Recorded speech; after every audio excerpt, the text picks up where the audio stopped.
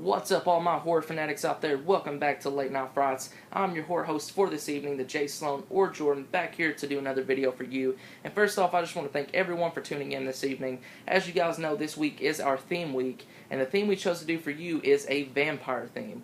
Now, you may be thinking to yourself, haven't you done this before? And as a matter of fact, you are right. We did do it in 2013, which was last year. And much like our recent zombie theme, we have decided to repeat and redo a lot of our older themes for our newer viewers and newer subscribers, and also to get a fresh new look on the themes themselves. So, we will be redoing a lot of older themes, so stay tuned for that. But there's also going to be some new ones, and as you guys know, with our themes, we do a lot of different things. We do, a variety of different tops. We do top 10s, top 5s.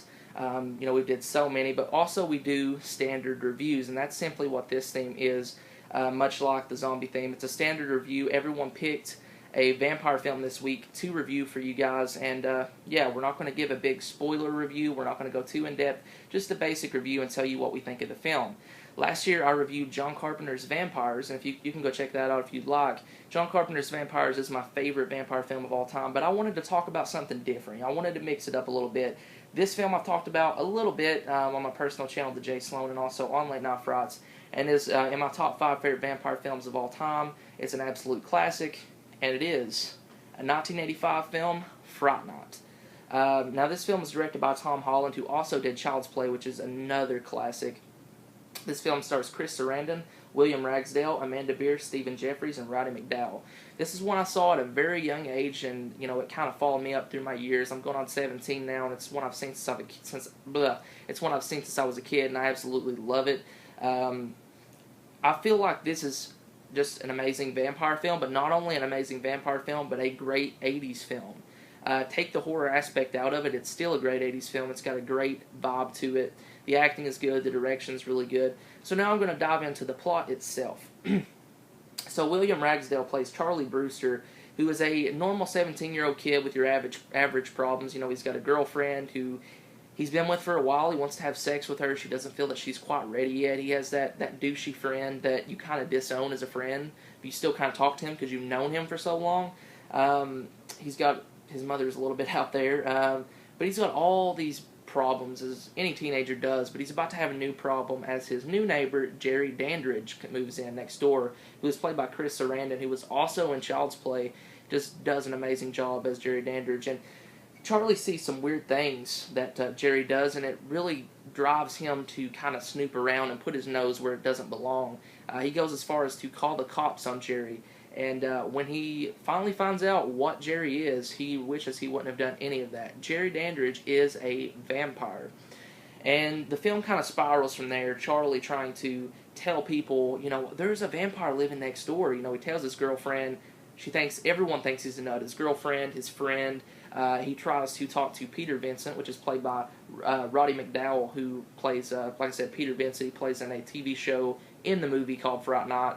And Charlie's a big fan, so he tries to go to him. He's like, you need to come to my house. You need to come help me kill my next door neighbor. And he thinks he's a nut. And nobody believes him. It's like, the little boy who cried wolf. He's a horror fan. He likes the show. And they think his imagination's just kind of running with him. He tries to tell everybody, but nobody believes him. And it just kind of spirals from there.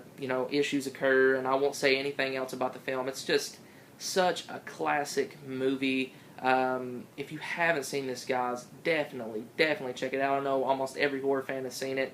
Like I said, it's in my top 5. I think it's like my second favorite. It's not my second favorite vampire film of all time, right next to John Carpenter's Vampires.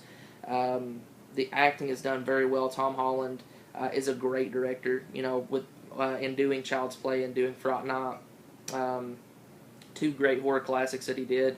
And it's just, like I said, it's a great 80s flick, guys. If you don't even like vampires, if you don't like the concept of vampires, I would still recommend this film because it's got such a great 80s vibe to it. It's cheesy in some parts. There are some screw-ups in the film, some that are noticeable if you actually try to dissect movies. There are a few things wrong with this movie. Nothing acting-wise, but just a few errors that they had during the film. Some things that I've actually saw and heard of myself. Stephen Jeffries, who plays Evil Ed, which is Charlie's best friend, does an amazing job. He was also in 976 Evil, and he does an amazing job as Evil Ed. So many classic lines like "Oh, you're so cool, Brewster," and the dinner's in the oven and everything like that. And Chris Sarandon, who plays Jerry Dandridge, knocks it out of the park because he's not your standard vampire. He's kind of a cool, kind of a slick guy, someone you can just see being a really good dude. Like, you wouldn't consider him to be a vampire, but he is, and I just love the turnout at the end of the film. I think the climax is just awesome. I haven't seen the sequel, though. I really do want to see the sequel. It's out of print, as many horror fans know. And yeah, I know this DVD edition on Amazon was like $17 or $18. I bought it for $5 back in the day. But it's one I grew up on, guys. And if you haven't seen this film, if you've never seen it, you have probably seen this cover art somewhere. That is such an iconic cover art. It's one of my favorite horror cover arts of all time. I absolutely love that. And I'm getting a call on Skype, guys. I do apologize. But there you go, guys. There's my review over Fright Night. I don't want to go any more in depth than I already have. I don't want to spoil anything for you guys. So yeah, if you haven't checked it out, definitely do so. So thanks for watching, guys. Hold on, I'm going to wait 1 second until the Skype call goes off, guys. I apologize. Okay. So yeah, guys, thank you for tuning in to Late Night Fright this evening. I hope you enjoyed my review over the classic 1985 Fright Night. Comment below. Tell me what you think of Fright Night. Do you think it's overrated? Do you think it's underrated?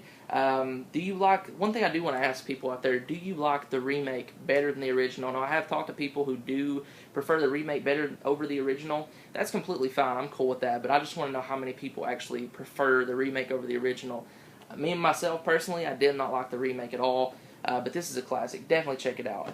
Stay tuned for everybody else's videos this week, guys. They will be talking about the vampire film of their choice. In the description below, I will put the links to the Facebook page and the website. So there you go, guys. I'm the Jay Sloan. You just watched Late Night Frights. Comment, subscribe, and as always, guys, keep it horror.